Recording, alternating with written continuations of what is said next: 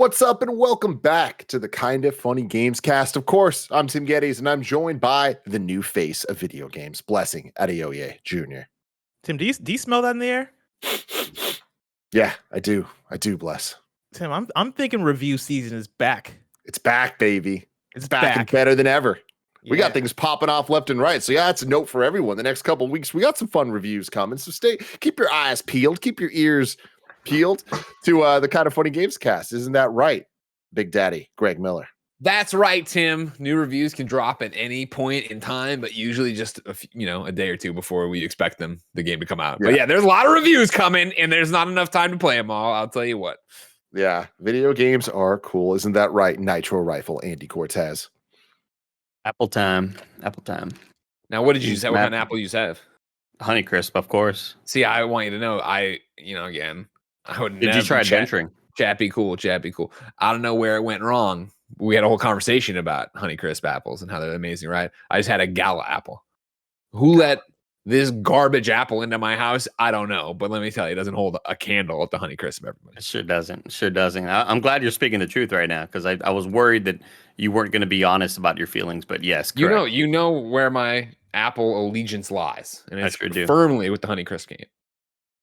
I appreciate that on this Gamescast, Greg. Already out the gate, keeping it real. It's a fat five if I ever saw one. That is a fat five. That is a fat five. Just to be fat five in general. I do believe, just based on knowing him and eye contact over there, Blessing went and Googled those apples because he only knows if there's a red or a green apple. Am I wrong? I saw the eyes go wide, and then I clicked to the screen, and then I come back. I'm like, I really had to figure out which was which. I was like, all right, which ones are the fucking gala apples? Which ones are the Honeycrisp? I love those green apples. Those green apples are great. Great Smith. How about them apples? Of course, that used to be my apple, and then it was, but it's like sour. Green anymore? No, I know. I fuck with them still once in a while, but then like that's such, I'm a regular old once you horse over here. I'll eat any one of the Honeycrisp, even this gala shit. I'll eat it right any day of the week. Whereas a granny, you have to be in a mood for. You want to do the sour face when you eat it. Yeah. I'm a regular clomper horse. This is the Kinda Funny Gamescast, everybody. Each and every week, we get together to talk about video games and all the things that we love about them, and apples. How about that? Of course, you can get it on youtube.com/kindafunnygames or roosterteeth.com. You could also get it as a podcast by searching your favorite podcast service for Kinda Funny Gamescast, and we'll be right there for you. If you wanted to get the show ad-free, watch live as it's being recorded, and get the exclusive post show, you got to go to patreon.com/kindafunnygames. Just like our Patreon producers, Fargo Brady, Delaney Twinning, James Hastings, Casey Andrew, Gordon McGuire, and Al Tribesman have done. We appreciate all of you so very, very much. If you don't have bucks to toss our way on Patreon, that's totally cool. When you're out there on the Epic Game Store buying video games, if you use the Epic creator code Kinda Funny, it helps us without costing you a penny more. And we appreciate you so very much for doing that. A little housekeeping for you. The merch of the month continues on. The Tropical Collection is live now, designed by Nick at Campfire Designs. You can check it out. A lot of cool stuff there. If you ever wanted a beach towel emblazoned with Kinda Funny stuff, now is your chance. We got some sunglasses, we got some pins, we got a whole bunch of cool stuff, including a very fun festive shirt in multiple colors that you can go check out. So yeah, that's cool. Today we're brought to you by ExpressVPN, Athletic Greens, and MeUndies, but we'll have to tell you all about that later. We got games to review because it is review season part 2. Greg Miller, you've been playing a whole bunch of Escape Academy, a game that we played at Summer Game Fest Play Days a couple weeks ago and gave some of our impressions on, but you've now beat it and you have your review. What are your thoughts? We went to Summer Game Fest. Blessing and I played Escape Academy, and we had a great time. Isn't that right, Blessing?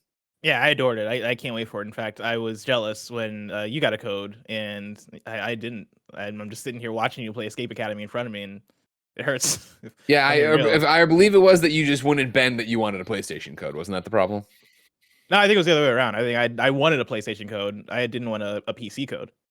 Wow, somebody's lying here. Somebody's lying. I thought that's what I just said. You wouldn't bend that you wanted a PlayStation code. Oh, yeah. Sorry, I thought you meant like, that I didn't want a PlayStation. Yeah, no, I wanted a PlayStation code because I wanted to play the game with a friend, right? Like, and that's actually my first question for you is like, I look at Escape Academy and I compare it to Operation Tango, which for me was a co-op game. I played that game with Yami and we had a fantastic time because it is like, all right, cool. You go over here, I go over here. Like, let me figure out what like clues I can find so we can figure out how to like work together to escape this thing. And that's how me and you played Escape Academy.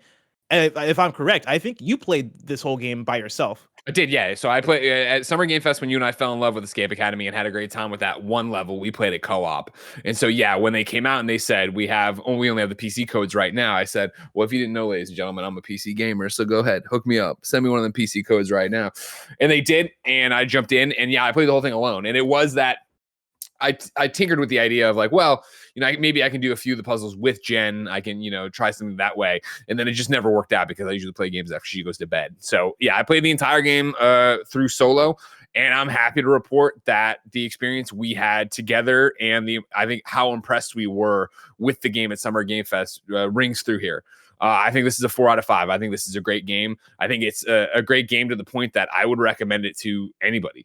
It's a $20 game. It is on Xbox Game Pass, but it's $20 if you want to buy it on Xbox, if you want to buy it on PlayStation, if you want to buy it on PC. And I had a ball with it. And what I love about it is that, and again, if you're not watching the video right now and haven't seen it before, the idea of Escape Academy is it is a first person, pretty much point and click escape room. You move around with the joystick where you're going to go, but you click on stuff, you interact with it, you pick things up, and as you just saw in the footage there, you have it over on your sidebar, like the hammer, the clippers there that you can then use around the world. And the idea is that each one of these are little escape rooms. It's from a developer called Coin Crew Games. They had made a bunch of real life escape rooms, then they wanted to get into games, and they started making stuff here. And their whole point was, how can we make escape rooms feel as good in a video game as they do in real life? And they achieve it here.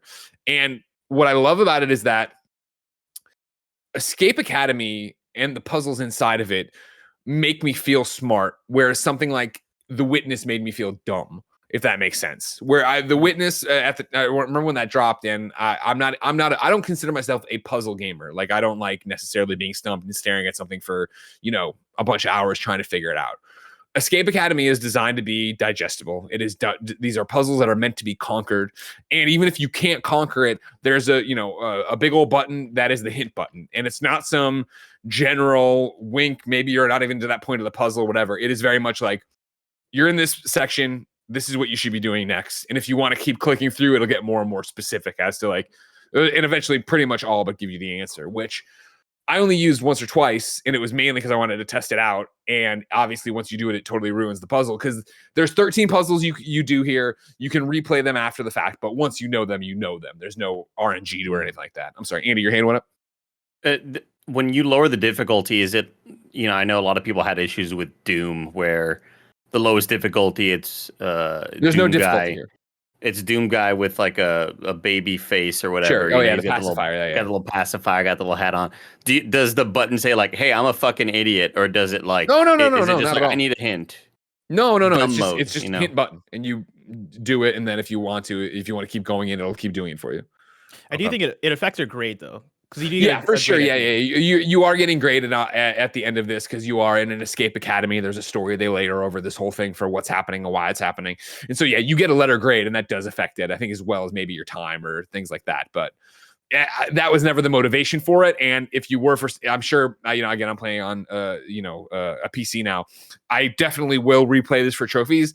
And when I do, I assume it'll take me no time at all, because now that you know how to get to the thing, it's going to be over in 2 seconds, right? Like, what I think is, one of the most ringing endorsements here, it's my notebook.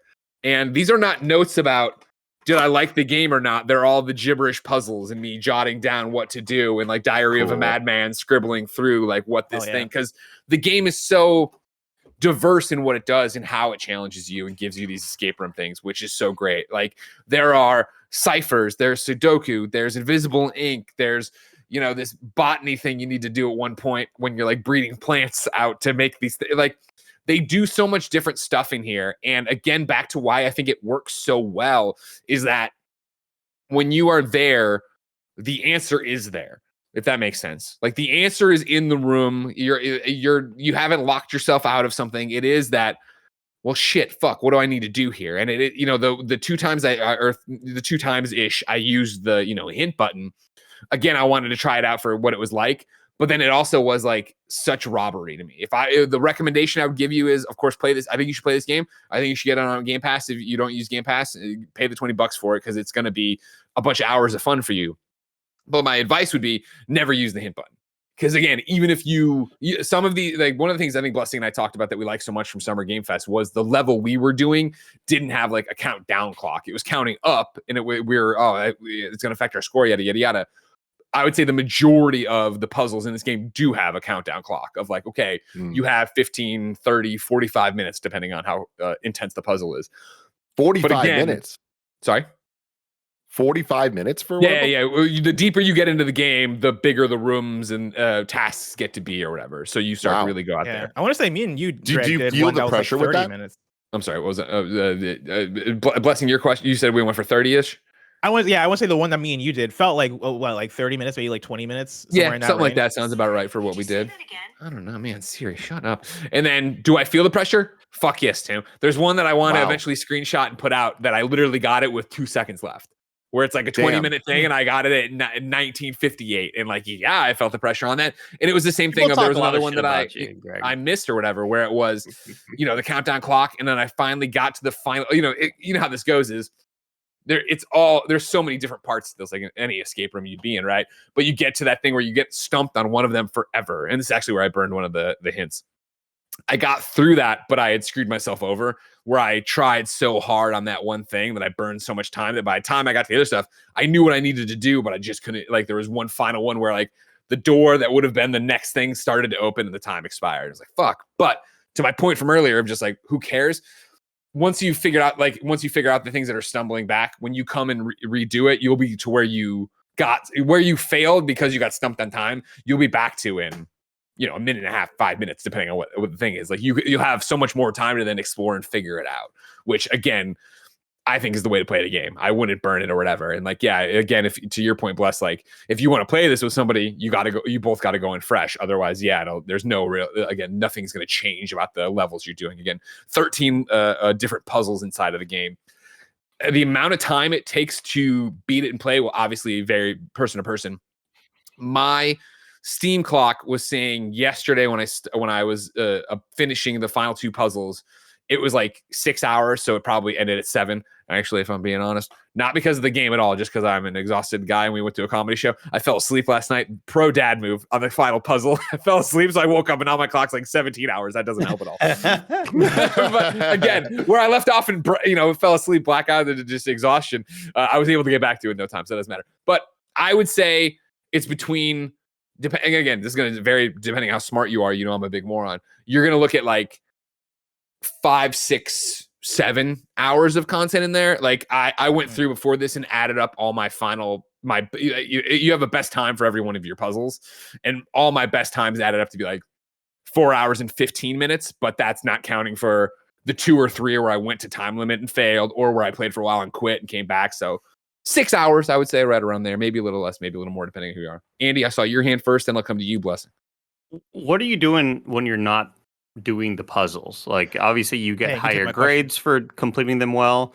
And what is the goal for getting a higher grade? Is that affecting anything outside of the puzzles? No, that's all just for... There's window dressing on this, right? Like, the easiest way is that Coin Crew Games wanted to give you a bunch of different escape rooms to play through, and so they layer on this narrative that you're at the Escape Academy, which I think they introduce it really cool, and then you're into it, and it's a lot like Deadly Class, the comic book / TV series. Nobody supported the TV series, comic book you all supported. I'm proud of you for that.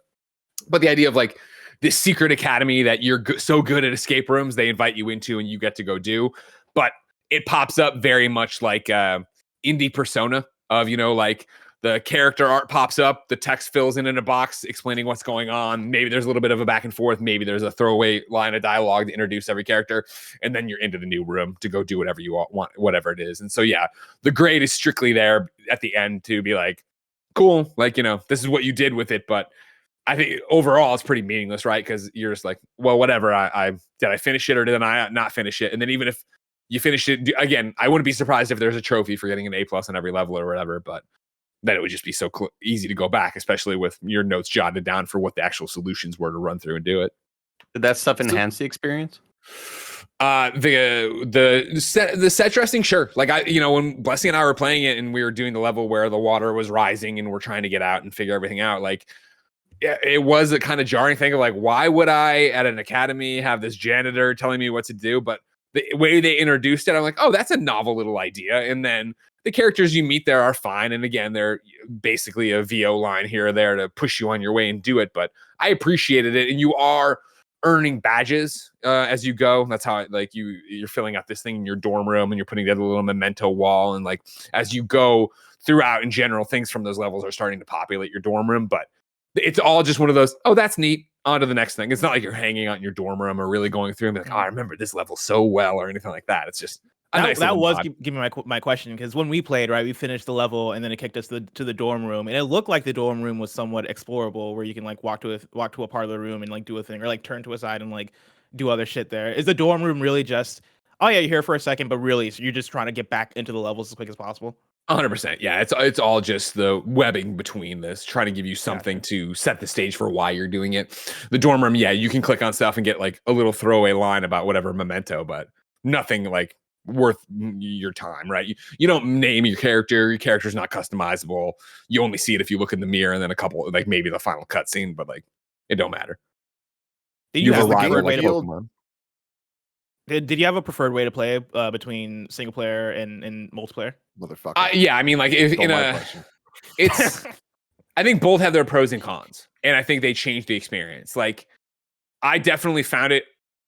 What it reminded me a lot of, and this is a huge pro for me, but then also a con to think about how much longer I played it. It reminded me in a lot of ways of Brain Age. And like, I remember playing Brain Age on my DS, and like that, you know, it was at the time, like such an Animal Crossing thing, right? Of every day, turning it on, doing whatever the challenge was, feeling it out, having a great time with it. And for me playing and reviewing this, having it being like, all right, cool. You know, we finished watching this movie or the show. I'm going to jump in and do maybe a puzzle, maybe two, maybe an escape room, maybe 2 escape rooms, right? Like, I felt that and liked that and really enjoyed that experience. And I enjoyed taking my time with it. And like, there is that thing that is different than playing co-op. Like when we played the level Bless, right? At one point, you know, it was in Barrett's B-roll where there is these like half complete, almost digital numbers on the wall. And you have to take like these like translucent pieces of sheet and put them on and figure out what number is what number. And so like, when we were doing that together, I was over at the dial, you were calling out the numbers, and like I eventually put it in and unlocked the thing, and we moved on in the world. So coming back to that this time around, it was like, oh, I don't even know what this experience is like. And so I liked being able to walk over there and hang the things and figure it out and put it up and be like, oh no, this isn't it, and blah, blah, blah. Like there's a different vibe to it. Like when you and I were tag teaming it, I felt like it was about speed. It was about this. Call the thing out. Was it taking you longer now that you had to do all the steps as opposed to sharing it with another person? It's hard to say, right? But I'd imagine, yeah, for sure. You know what I mean? Like I don't have much to compare it on because, you know, by the time we got to our level, I don't remember the solutions, but I remembered how to get to the solutions. And so like for me, for sure, there's a level towards the end here. Maybe, yeah, it's actually the last escape room where it was like, fuck my goat ass. Like I'm walking around like, what the shit am I looking for? Where is it going to be? And like, because again, like the game does a great job of hiding solutions in plain sight, which I also think is pretty impressive. Of like, shelves that look like every other shelf, but then there's something on them you need, or even something being in the seat of a chair that you've blown by 4 or 5 times. Like, oh fuck, this was right here the whole time. Like that's good. Like it wants you to be very much in the scene. It wants you to be very much living in that environment. And, you know, if you're not watching the video and stuff, like it's got its own art style. It's basic to an extent, right? It's not like realistic. It's not like there's a lot of nooks and crannies, but it's a charming art style that I think works for what it's doing. And then also like whenever it introduces a new concept, like when you're looking around trying to figure it out, the clues are almost always like on the nose, not necessarily like this is the solution, but like, oh, you're calling this out, which means I need to pay attention to that. Why would you say, you've got to be an ace or whatever? Like, it's all these different things. Like, you actually have to pay attention. You learn the rules of the world as you play. And I really enjoyed being lost in that. Well, this might be a tough question to answer, but would you describe it as easy? Because, as you describe it, earlier on, you invoked the witness, and in the streets, Greg, they like to call me Puzzle Poppy. That's one of my nicknames. I have heard that. Yeah, Puzzle Poppy. I think there's an emote for it actually on twitch.tv/KindaFunny games. What streets, by the way? What streets? Puzzle Avenue. Jesus Christ. Okay, that's where we're going with it, everybody. Yeah, sure.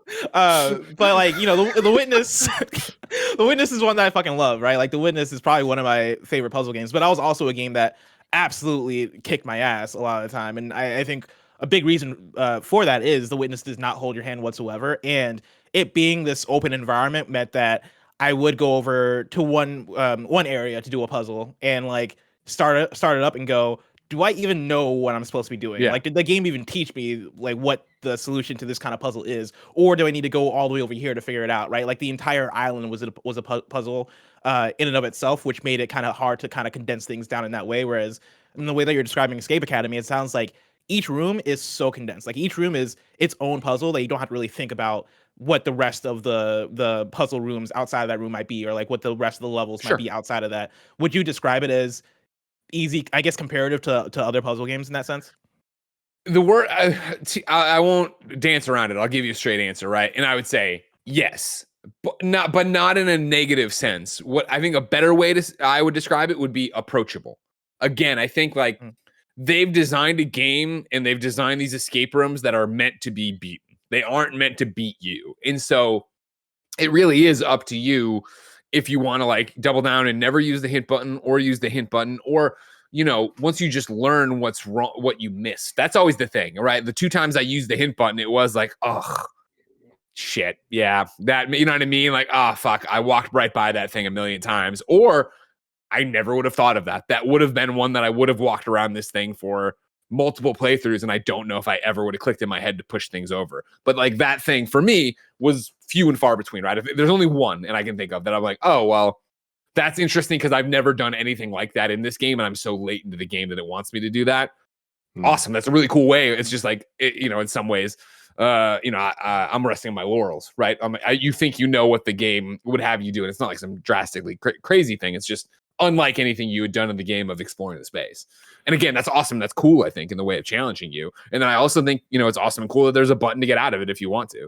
I would just say, if you're not on a review deadline, don't worry about it. Don't ever use it. Or, you know, if you're playing with your friends, call out stuff and try stuff out. Does the game feel designed around co-op versus single player? Like, do you think that you'd get a different experience out of it one way or the other?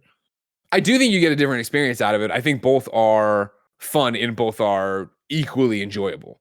Like, that was my concern because, like, again, like, you know, there was one where when Blessing and I were playing together, we were doing split screen local, and there's online multiplayer for this too, but there's split screen local as well. And, you know, it was a cipher. And so Bless had pulled up the cipher, and I was then looking off of his screen and jotting things down and then trying to do something on my screen, right? I was worried before getting the review code and being able to play through it that those would be those weird moments where it would be really clunky and it would really be annoying. That didn't happen. Like, the game does a great job of, when you call up the items in your inventory, you can pin things to your screen. So like in that instance, right, I just pinned the cipher to my screen, and then I was working off the code and doing it that way. You know, it'd be cool. It was cool. And Bless and I were calling things out and doing things. I was, you know, again, a notebook full of a whole bunch of different crazy notes. And then, of course, I was taking screenshots with my phone and then looking at them while I was trying to solve other puzzles and stuff. I think it really does morph to what experience you want out of it. More like, I really, you know, I would have totally been down to do this co-op the entire way through with somebody, but I also really enjoyed it on my own. Cool. On the KindaFunny scale, what would you give it, Greg? It's a 4 out of 5. It's great. You know what I mean? Like, I think you know, it falls short of being amazing for me because I think not amazing isn't unattainable. We've given out a lot of 5 out of 5s here already, but it's just one of those things where, like, this is so great. Like, it's such a great experience that I would recommend to anybody, blah, blah. But like, did it amaze me? Like, was I, you know, I was like floored by any of it? No. And I think part of that goes back to them making it an approachable game where, again, you know, I don't think it's synonymous with easy, but it is, you know, some things of like, okay, cool. Like, I understand what you're driving at here. And I understand, like, when you're putting this thing out or underlining this, like, it makes me feel smart, as I said, right? I am not smart. I know that. And so, like, it does get to that thing of like, it is designed to hit me and scratch that itch and give me those endorphins where I feel like I'm solving something when I'm really not, as the Witness would have proved when you watch me play and struggle that, right? Like, there is that thing, which, again, though, that is the experience I think is great here. And I do think it works really well. And I do recommend it. And I think it's like, even if you had a passing interest in it, I would say go get it. Because I think like if you are looking for something to play with a friend, if you are looking for something, to be a nightcap for you, if you're just looking to try it and you have Xbox Game Pass, like it's, my full power of Greg Miller behind it, of how much I enjoyed it. I hope we get more. Again, like they are very clear in this, like, this is your like first year at the Academy. I'm hoping that they do a sequel. I'm hoping that they keep going, maybe DLCs or episodic or whatever. And that would be the one thing, again, that holds it back, where it's like, and not even holds it back, I guess, but I finish it and I want more. I don't feel like I deserve more. I think $20 is a super fair price for this, especially when you consider like, how much I want to watch the movies that are in theaters at home. So I'll buy the Amazon. I'll give you the $20 for whatever, early rent. And I get way more hours out of this. But then there is that thing of like, outside of trophies, there's really no replay value to it, right? Like since nothing gets juggled. It's not like a challenge mode or anything like that. Yeah, exactly. It's literally just like, okay, cool. You can replay the stuff from your dorm or start a new game. But why would I start a new game with somebody when I'm going to be there? Like, well, why don't you go, Tim, go check out that thing? Man, that banana looks weird. What's up with that banana?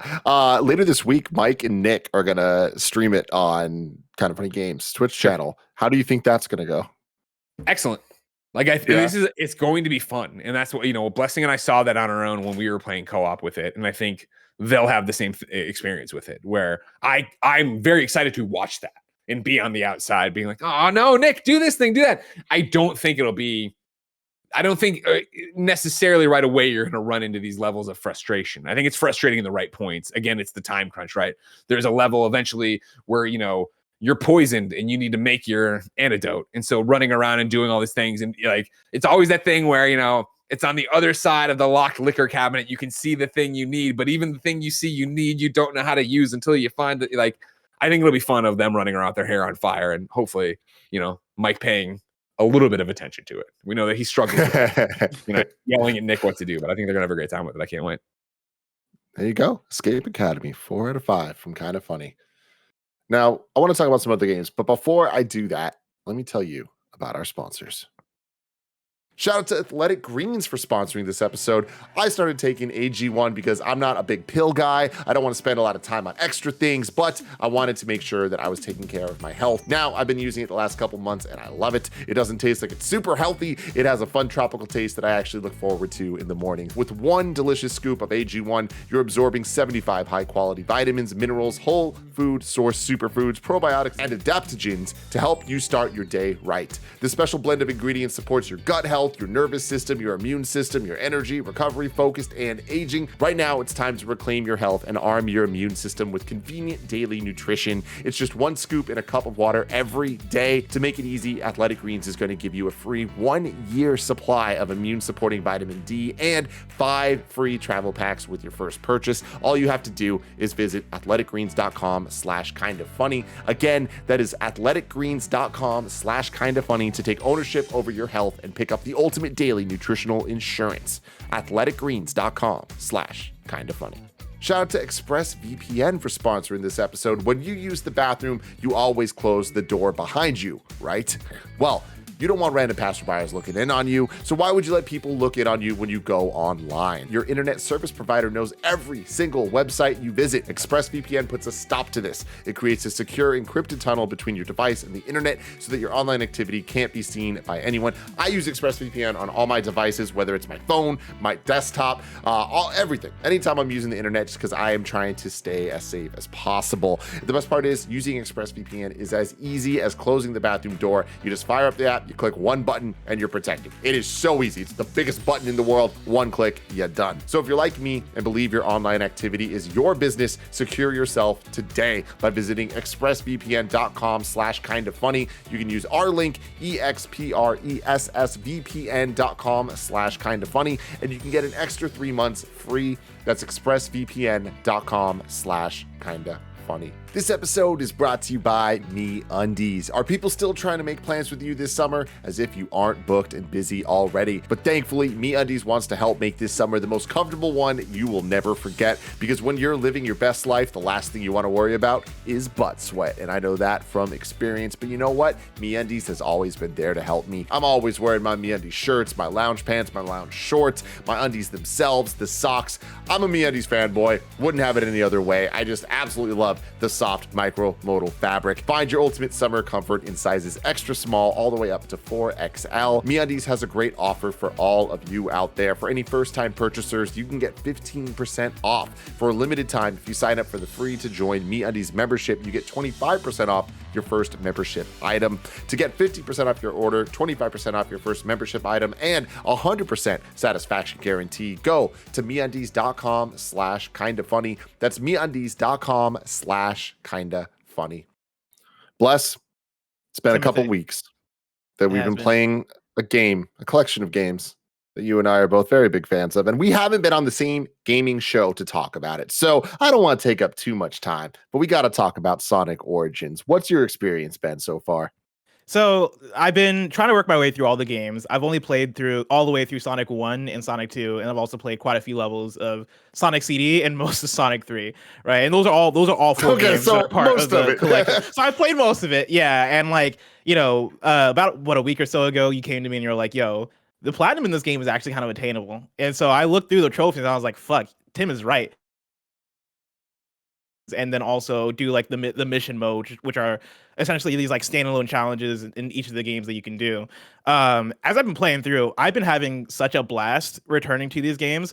It's not like a perfect collection. There are some things wrong with it, which we can talk about in a sec. But just for the idea of returning back to these classic Sonic games, I think I was telling Greg this the other week that like I'm surprised by how good Sonic 2D games hold up. Like, they are excellent 2D platformers, like not the greatest 2D platformers of all time by any means, because I know people are always like, well, you compare this to Mario, compare this to no, but also like they're good, they're really good 2D platformers, just in terms of like level design, in terms of presentation, in terms of music. Sonic 2 at this point still remains my favorite 2D Sonic game, aside from Sonic Mania, and we'll see how that continues as I make my way through Sonic 3 and Knuckles. But like there is like probably like a 4 to 5 level stretch of Sonic 2 that had me like, yo, this game is on another level in terms of the levels it has, right? Like going into Emerald Hill, into Chemical Plant Zone, Casino Night Zone. Like there's a handful of levels in Sonic 2 that is fantastic. And then you get to the final boss, and I'm like, oh fuck, this shit is difficult. This shit is hard as hell. But I've been having a blast with it, despite some minor glitches that I've been experiencing. And like, you know, I've looked online and I've seen other people experience other glitches that might be bigger than the ones that I've been experiencing. But Sonic 2 specifically, there's a bug where Tails gets caught off screen if you're playing as Sonic and Tails.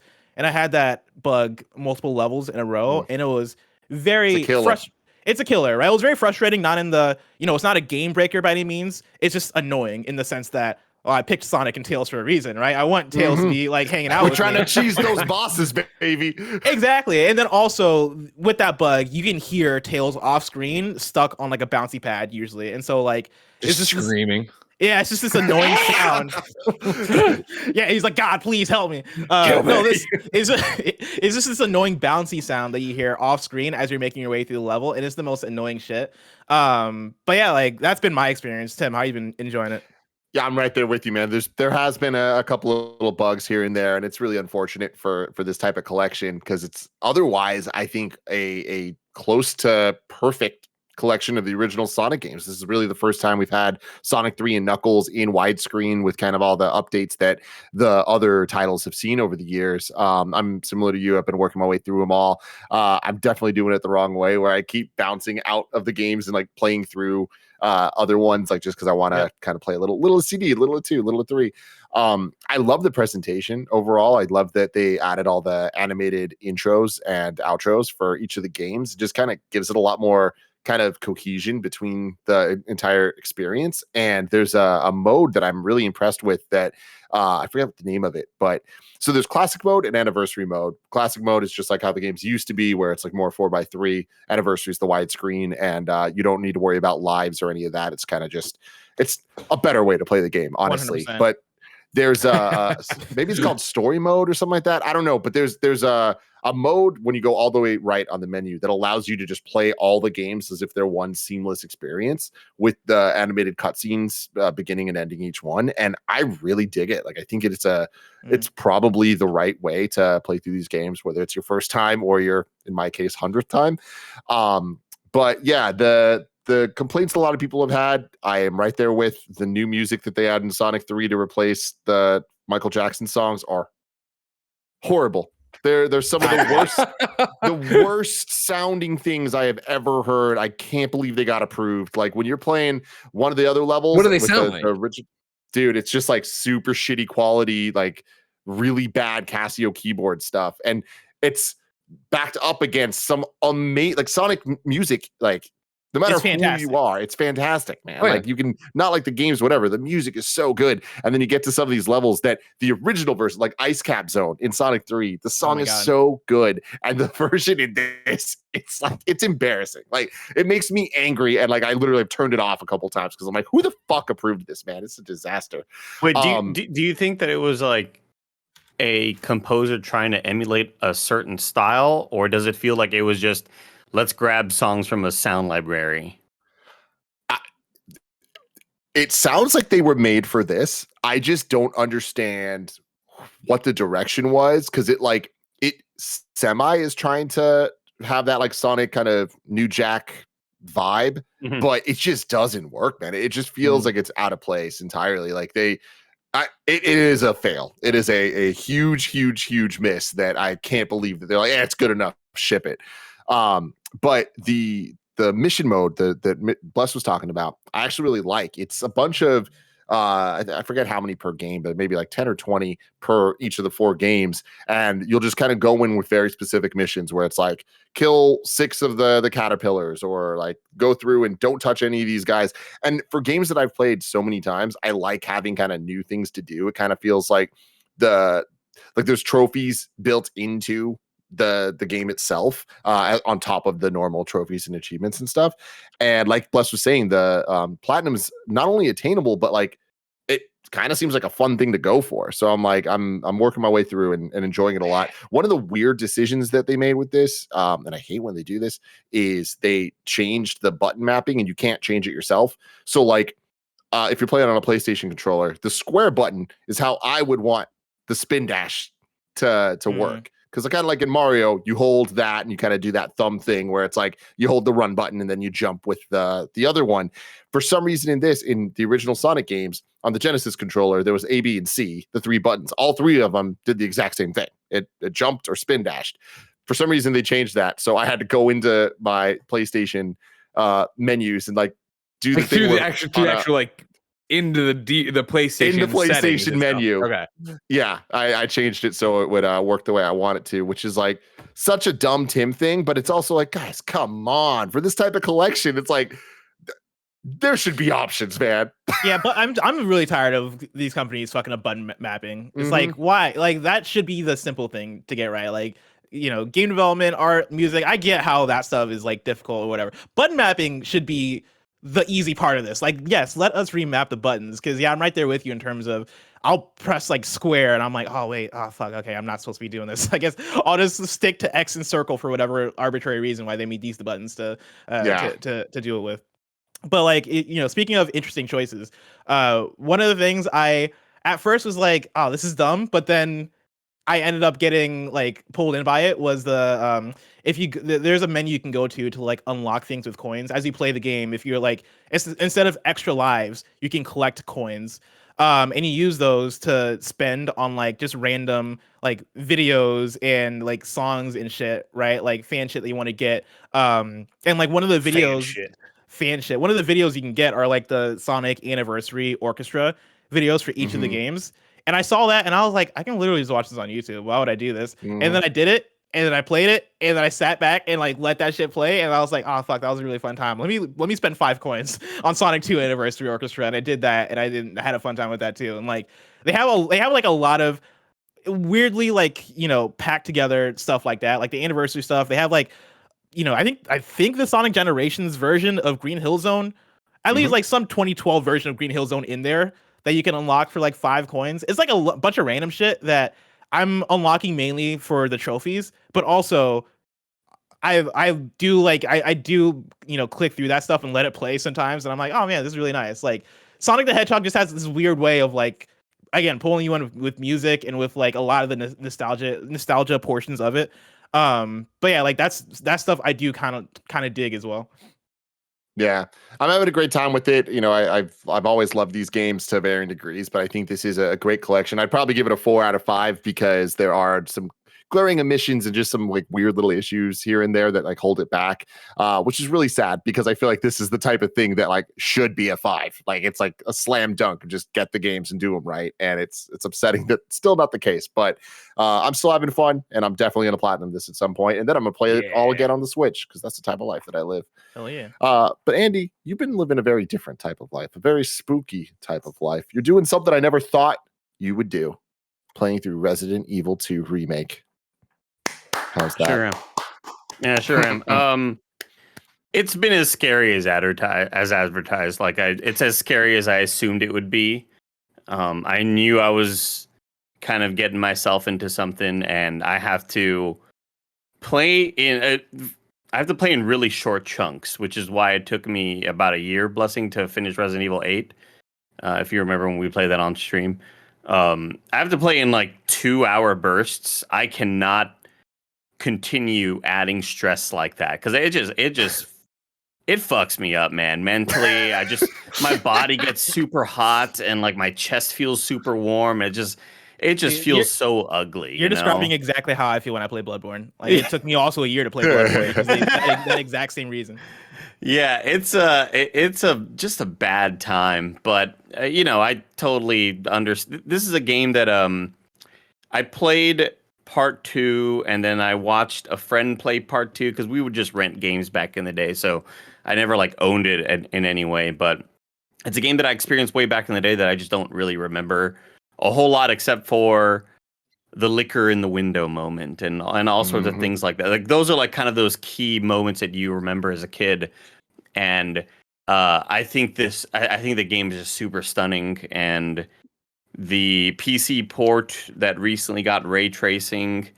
Ray tracing is a decent kind of implementation on Capcom's part, but they ended up releasing a non-ray tracing version to go back to DirectX 11 if you want the game to run better, because apparently DX12 added like a lot of performance issues. And going back to DX11, it has just that really ugly sort of screen space reflection, which is hard to explain, but like when Leon's holding up his gun and you are pointing at a door and let's say the floor is tile and you see like really ugly lighting underneath his arm that's like wherever you move, the light kind of follows wherever his arm is. It's like, it's just so gross. So I decided to go for the ray tracing version, and it's a pretty decent implementation. It's super spooky. It does really cool stuff with like just ambient light, and the tech side of stuff is like the Reach for the Moon engine is just on another level. It's not the RE engine. Everybody thinks it's the Resident Evil engine. It's not, Greg. You know it's Reach for the Moon, Greg? I didn't know that, Andy. You just taught me something. Thank you. Imran taught me that. That would be RFTM.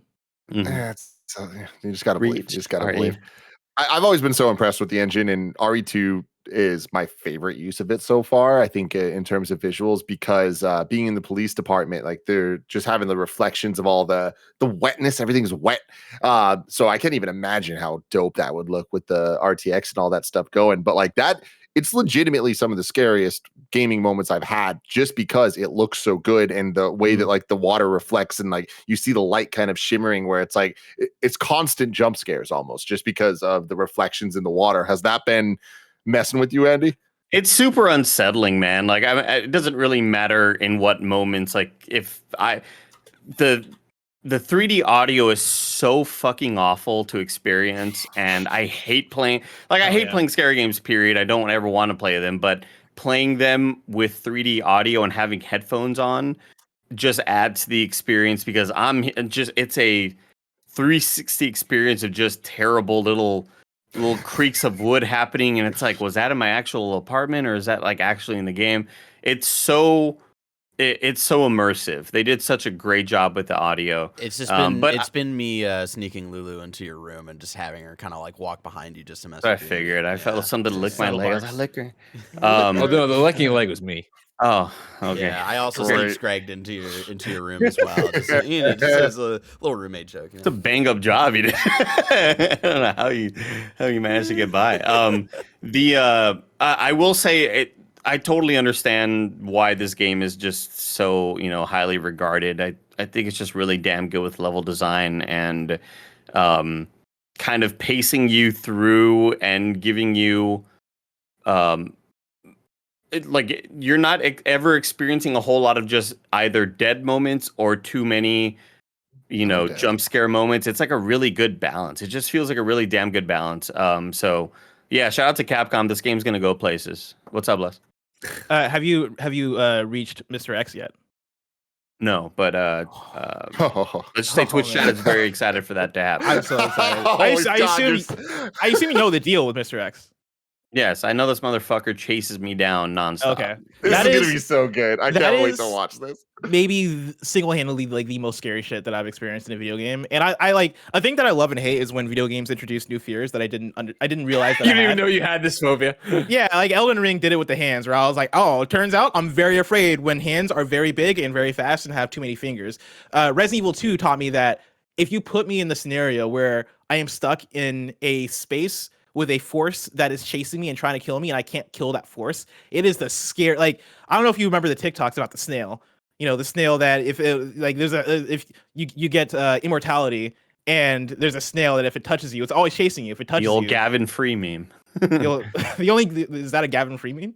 Yeah, Gavin Free started that discussion on the Rooster Teeth podcast. Oh shit! Now you mention it, I remember listening to that podcast. Holy shit! Yeah. But yeah, like that type of shit terrifies me. Like I hate the idea of just being constantly chased and like they always know where you're at and like I am not looking forward to the anxiety that brings because what's the over under on you actually finishing this game when that aspect is introduced? Because that is the only reason why I have not touched Resident Evil 2 remake. I have to finish it. It's for charity. I did it for charity. I promised that I would play through it. I would deliver and people were like, "Oh, Andy, you should play through as Claire on your first playthrough or first playthrough." There's not going to be a second, everybody. Chill the fuck out. I'm playing one thing. I don't care about the rest of the story. I don't care. You need the true ending, dude. I do not care about this universe. Well, yeah, you gotta play as both of them. If you only play one of them, then that's half the. That's half only half the game. You gotta shove your head up your ass right now. Okay, that's not how it works, Andy. That's how the game is. I you don't get the full story. Huh? What charity? You get the full story. I raise charity for urban arts, for getting like underprivileged kids from neighborhoods to get into coding and art and stuff like that. You can't back out of that. No, I can't back out. Yeah, no. If it was like climate change or something, it's like, well, it's already done. You can't mess with the kids. Yeah, you're exactly right. You're exactly right. But yeah, I think it's just such a brilliant game and it's gorgeous as hell. And I am looking very forward to it being done in the next, I don't know, like 5 to 6 hours, depending on how long it takes me with the Mr. X stuff. I'm just very, very, very worried about it. I'm not looking forward to it. I love hearing you talk about this. It's so funny because it's like, it's so clear that you're like, oh man, the quality's there, but I fucking hate this thing. It's a miserable experience. Like I'm trying to laugh and joke through it. But at the end of the day, I'm just so envious of people who seek horrifying experiences as entertainment. I will never get it. I will never understand that. I want to laugh. It fascinates me so much, like how big of a Bloodborne fan you are. Because like, playing through Resident Evil 2, Mr. X was fucking terrifying to me. And like there were jump scares and shit that scared me. But for the most part, like Resident Evil doesn't get to me as much. Compared to like Bloodborne, where every moment in Bloodborne, like you watch me play, right? Like I'm looking around every corner, I'm tiptoeing around, and I think there's probably also the added fear of there's legitimate difficulty where these guys will kill me and send me back to the last checkpoint. And you'll have to re-experience it. And I'll have to re-experience it all. And there's like spiders and creepy crawlies and all this shit that really fucks me. Snakes.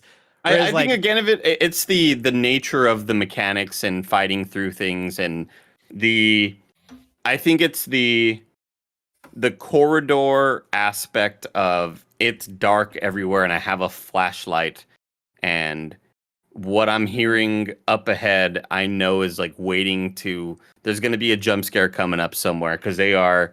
Not that there's not jump scares in Bloodborne or anything like that. Like they deliberately have moments like that, but it's the idea of like I got way too confident with the amount of bullets I have, and by the time I knew it, I was out of bullets, and I was like, "Fuck, man, this is just." I have like 3 shotgun shells. At one point, I had like 50 something handgun bullets, and by the way, this fucking What are these zombies' heads made out of? Why does it take 8 fucking headshots, dude? I don't get it, dude. This is one of the things that drove me Resident Evil in the old days.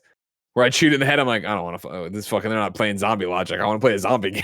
Like I'm clicking heads non-goddamn stop. And like one time, I've had a critical headshot in the first 2 shots. Where like the second shot I did it, the head exploded. I was like, oh, that was cool. And I haven't experienced that ever again. I don't think. I got theories. I think they base zombie health on how much ammo you have.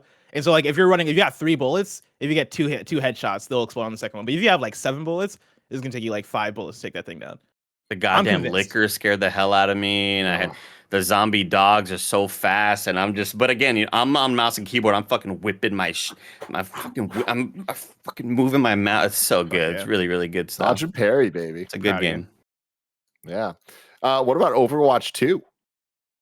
Overwatch 2 is back. The beta's out, and it's really, really fun. I don't have a lot to say about it. Aside from, like, they've just tuned a couple things, and they've released a couple of more maps with their new added changes. Also, one of my favorite things is just to look at all of the new stylistic changes to every character has their new version 2 skin out. Like their... you always have like your base skin and then all the other ones that you can download. But now they have the version 2 skin for every character. And I just, as a fan of art, it's just really, really dope to look at. But yeah, Overwatch is still good as hell, really fun. And I hope that they let more players in because the queue times have not been great. The big problem with it right now is like you can buy in to get into the beta if you don't already have access, and it's $40. And with that $40, you get into the beta quicker, obviously. You have instant access.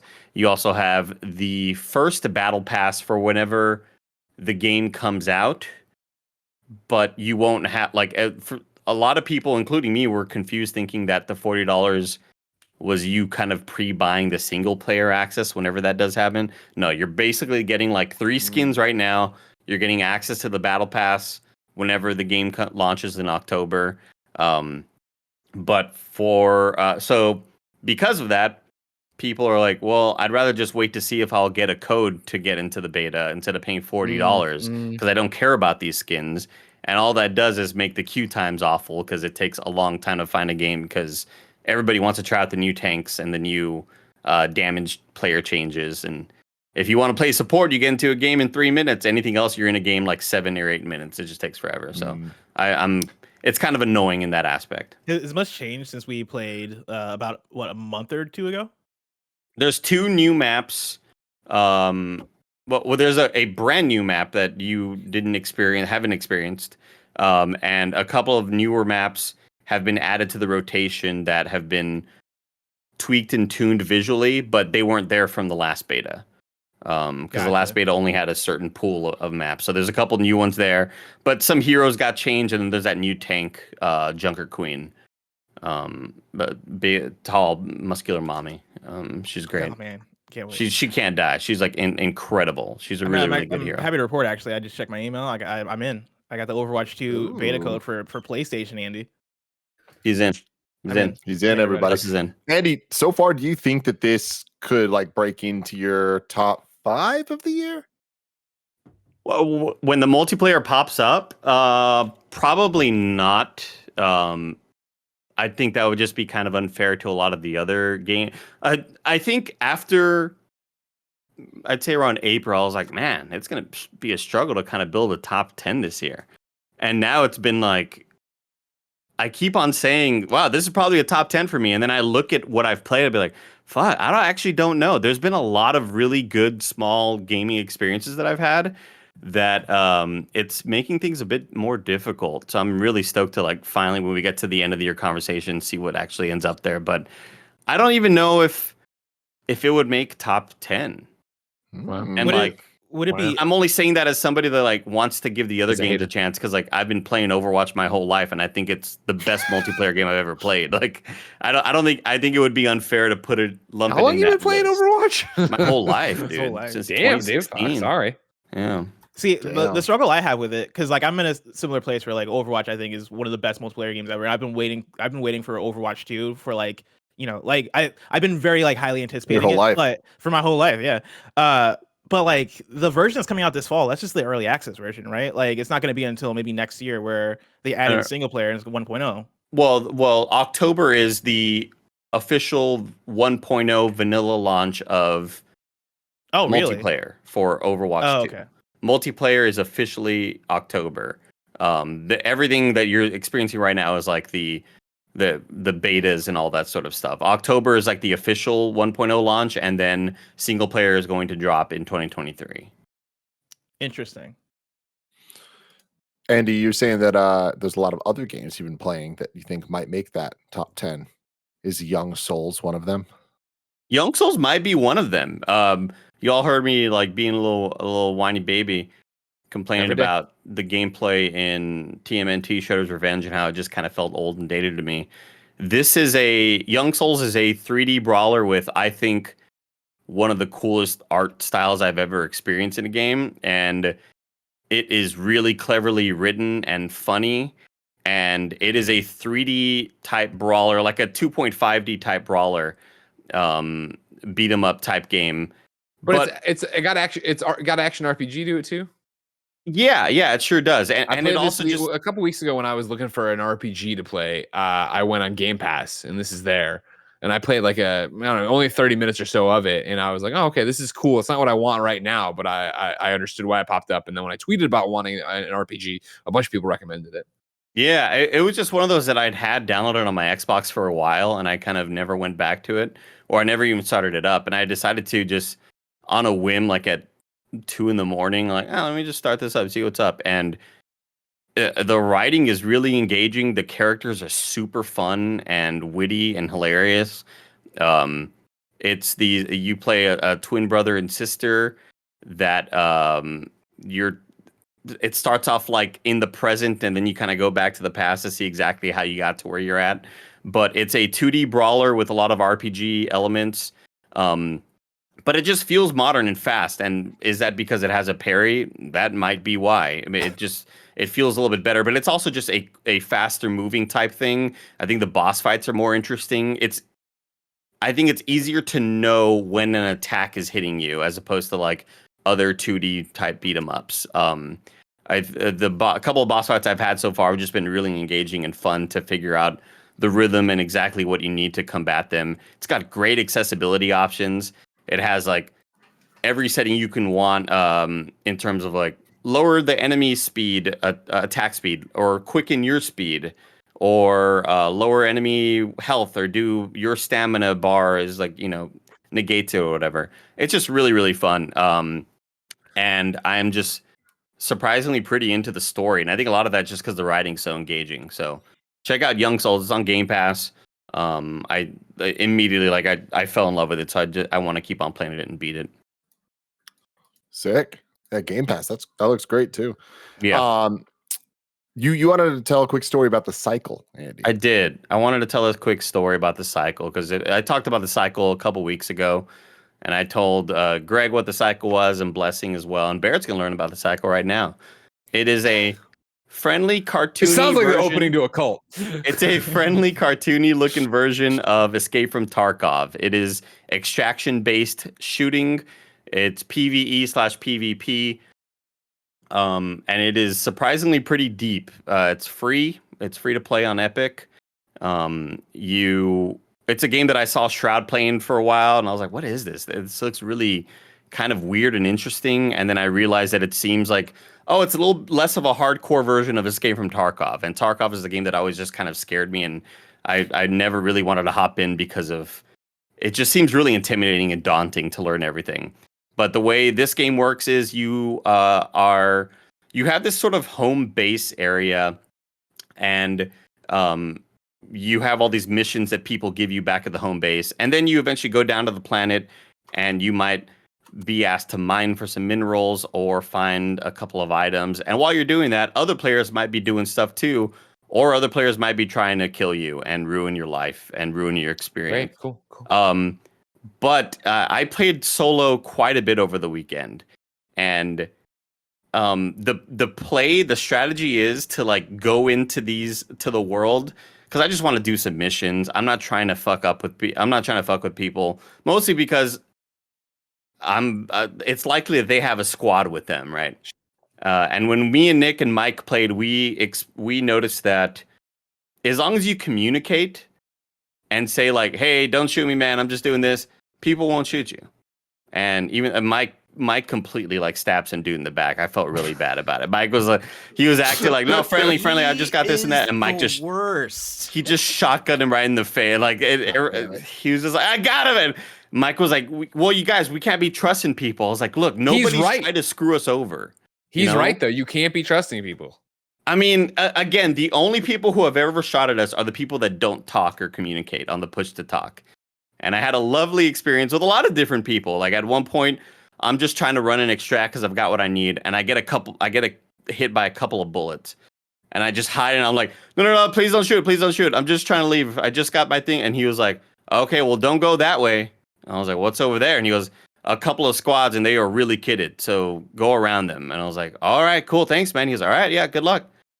And for the most part, if you communicate, people are cool and chill. And I had a lovely experience with my new best friend. His name is Angel. And I'm playing, and I'm like trying to sneak, and I need to get, and I only have a pistol. The strat is go into an area with like, don't really kit yourself out because you don't want to lose your shit. And so I just drop into a world with a pistol. And I'm just sneaking because I know there's some people around. All I got to do is kill a couple of shitty aliens. And I get shot a couple times. And I was like, "No, please don't. Please. I'm just trying to." And the guy was like, Oh, I'm sorry. I'm sorry. Do you need a bandage or a med kit?" And I was like, "No, I got some, little stims or whatever." He's like, "Oh, okay, that's fine. If you need to kill aliens, there's some over here." I was like, "Oh, thanks, bro." And so we just started hanging out. I was like, "What's your name?" And he's like, "Angel, but it's Angel." And I was like, "Oh, okay, Angel. Where are you from?" He's like, "I'm from Chihuahua in Mexico." And he was just the loveliest fucking dude. So shout out to Angel. Hell yeah. I don't know where you are. I'm so sad that we got separated at one point. Like it broke I wanted to become your friend, you know? I hope he didn't die. I hope he lived that round. Because then somebody else near the end called in an extraction ship. And sometimes, Tim, people call in extraction ships as bait. Uh-oh. You call an extraction ship and you wait to see, like, is anybody going to go in there? And I saw an extraction ship come down. I thought it was Angel. I was like, "Hey, Angel, is that your extraction ship?" And another voice is like, "Yeah." That's not Angel. This is not the angel. This is the devil. Tim. This is the devil. And so I saw the dude, and then at the last second, I just jumped on the ship, and I extracted, and I was safe. But I know that dude was gonna try to fucking kill me. I know it. But Angel, if you're out there, I love you, big dog. Many blessings to you and your family. He was just a lovely dude. He was so kind and so sweet, willing to like just give me whatever I needed. And yeah, it was just a lovely guy. I love how much Andy's a social butterfly in the cycle, but like won't leave his house for like anything else. Dude, it was homies in the cycle. That's awesome. It's just, I don't know. It just reminds me of like some of my funner times playing DayZ, where like there's no other games that can give me these experiences that are so unique. And like everything else, it's either, "Oh, I'm fucking carrying the team, bitch. Why, fucking pick up the slack." It's just always like multiplayer shit talking. But in moments like these, like there were several moments where people were going to try to be aggressive, or I would walk into an area and I'm sneaking, and a guy heard me, and he's like, I just hear on the mic, are we gonna shoot each other, or what are we gonna do here?" And I was like, and you're like, "All I have is a shitty goddamn pistol." Right we are. I was like, "I just got a shitty pistol. I'm not trying to do anything." He was like, "All right, man. Good luck." And he just left. So it's like, cool. It's so fucking cool, man. And I know that's why everybody loves Escape from Tarkov, and people are going to be like, "Andy just played Tarkov." But I'm having fun with the cycle. Again, it's free to play. I'm having a blast with it, and leveling up is really fun. Yeah, it's an absolute blast. Hell yeah. Now, Greg, I wanna end the show with you Hi. with a new segment, a podcast within the podcast I like to call "What's on Deck." Andy, hit the jingle. Oh man, Tim, you sure Mhm. are right about that. I do Mhm. have a jingle. I'm glad you asked. I do have a jingle where I wrote the. Let me get my lyric sheet out. I was dancing. My deck was dancing because I thought we'd be to the. Look at that. Bless. I can see my It's reflection of gone. my deck and your. Can you all wait? that's Hold fucking on. awesome. Can you let me know if y'all hear this real quick? Whoa. Did you hear that? No. No. No shit. Oh fuck. God damn it. Okay. Never. Well, I'm just gonna sing it then. Do you know what's next? Here's what's on deck. That's the jingle. Yeah. Andy. What's Good up? job, Andy. Welcome back to What's on Deck, where Greg and Bless tell us what's going on with their Steam Deck. Hopefully soon, within days, Barrett will be joining the illustrious ranks of them. What is up with that, Barrett? I saw you tweeting today. Is it lost? I was on a roller coaster because I've been getting. I think my Steam Deck was like round shipped because I saw it like getting updates of just like going through all of the different states in between California and where it originated. And so I think it was like yesterday. It was apparently in the Bay Area. Or maybe like late last night, it was in the Bay Area, and then earlier a couple hours ago, it was like, oh, there's a weather delay on your Steam Deck, and it's like it's in the Bay Area. It's gonna be on a truck. What's the weather delay? It's gonna be very nice and sunny for the next week. What is happening? But now that I see it, it's saying it's still on time for tomorrow, and that there is no weather delay anymore. So the weather was canceled. So it's not delaying anything. It's about time somebody canceled the weather. Exactly. I've said the weather's been around for too long, personally. Barry, this thing's. Did you hear the music there real quick, by the way? Yeah. Okay, here we go. Let's redo it, everybody. The next segment. What's on What's deck? on deck? Do you know what's next? Let's see. Fuck, I fucked it up. What is on deck? There it is. That whatever you just played sounds like the music they replaced in Sonic Origins. Craig Miller, what's going on with your Steam Deck? Tim, what's going on with my Steam Deck is whatever you want can go on Steam Deck. All right. This guy fucking discovered ROMs for the first time. Did you guys know that every video game ever is available online illegally? If you want to go and get an emulator, I didn't know this, but it turns out you can just, why even? You don't have to dig out an N64. Look at that, that's WWF No Mercy running right there. You know what I mean? So happy for him. That's the Millennium Man Chris Jericho. People talk about game preservation. You can just get any game whenever. And that's the thing. Why is everybody bitching about game preservation? Don't worry about it. It's all on the internet for free. It's great. Are you kidding me right there? No, honestly, what's been happening with the deck is that I played a good amount of Escape Academy on it. I don't fully understand the whole like getting your game Steam Deck verified thing or whatever. This, I know it's so early. My Escape Academy pops up and is very much like, well, I don't know what the Steam Deck's like. I don't know what the hell this thing's all about or whatever. I was able to play part of it on there, and then at one point it got weird and I had to reinstall it, and it did that. But then what I started doing, because it kept getting weird and it clearly wasn't meant to be played on Steam Deck yet. I don't know. You know how it is for a review of, are you using a beta branch or this, that, or the other? It's not the final copy of the game a lot of times, yada, yada, yada. But what I was doing when I got into that place of, okay, cool, it doesn't run on the Steam Deck in its current form and whatever review code I have for it. What I was doing with Escape Academy was streaming it from the other PC to my thing, because obviously Steam, is, I don't know if you know this either. First off, Andy, did you know that when you play a Steam game, it will just auto upload your save? And so then you can play it on any computer you want or any machine you want, and it's right there. It's the future. Pretty great. Yeah. That's an awesome addition that the Steam Deck invented when it brought it around to PC gaming. Because that was, as a PlayStation player, I was pretty fucking impressed with that. You know what I mean? That I didn't have to go in there and manually upload it or what. It was great. Yeah. But no, I was doing a lot of remote play with it through Steam or whatever, and playing it that way. And it was running, again, Escape Academy, not a Twitch first-person shooter or anything like that. So it was flawless in terms of what it needed to do and how it was. So it was a great experience of last night we went and saw Ron Funches and Nick perform at Cobb's. Our nanny stayed late to take care of Ben and then just stayed over because it's easier for her to stay here. So it was I got home and she was sleeping down here in the entertainment area. So I just played, streaming it from my computer up to the Steam Deck on the couch upstairs, and it was just running great. It's a great experience. And then it's this weird thing where a bunch of different games are coming in for review right now, and several of them I've requested to get Steam code so I can play it on the Steam Deck or try them that way and run around with it. And it's various levels of which ones I'm choosing and why. I'm on the road a lot coming up here in a little bit, let alone for smaller games that I know aren't going to need the big screen or whatever. It's just been a great experience having it over here and stuff. So I can't talk about those, which puts me in a weird place. I can tell you, of course, that yes, don't worry, WWF No Mercy works on it, and that's fun. That's cool. Win a match while you were talking? No, actually, Chris Jericho beat Taz while I was talking. It was pretty easy because Taz wasn't putting up any fight because I had Taz. I was going to beat Taz, but I was just doing it to show you that it works or whatever. That you can play. I'm so happy for you. How's Ghostbusters? Good. It's another one of those, like, honestly, I'm personally am impressed that how much of the new games I'm playing on Steam Deck. Because it was like I originally thought, yeah, I'll get some emulation. I'll play Ghostbusters on it. When I first got the Steam Deck and unpacked it, I played like an hour of Ghostbusters or whatever, and then I was like, oh, I want to stream it, and we haven't done that yet, so I really haven't doubled back to it. So again, like I told you about, like don't forget that the Master System had like that D-pad that was all connected, so it was very much like rounding the edges and stuff. So you got to like play the northeast and southwest when you're doing it on the thing, rather than left, right, or whatever. But in general, like, there's a bunch of stuff on here that I am stoked that I can't talk about, and I'm excited to play on the plane. That isn't like the normal stuff that I would be reviewing.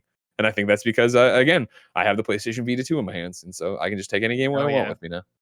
That's awesome, man. We will definitely have to stay tuned here on Gamecast with more What's on Deck updates from you guys. Tim, can I give like a quick What's on Deck update? Of course you can. I just want to read to you because I feel let like me intro you real quick, Bless. Let me intro you real quick.